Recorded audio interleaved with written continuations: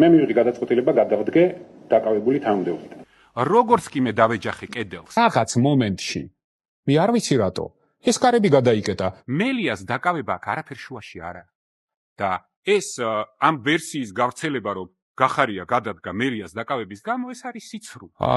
პრემიერ-მინისტრის თანამდებობიდან გადადგომის ფორმალური მიზეზი იყო მელიას დაკავების ფორმა. გადავდექი სწორედ იმიტომ, რომ პარტია დაშორდა რეალურ პრობლემებს. გადავდექი იმიტომ, რომ ამას ვამბობ აბსოლუტურად გულწრფელად.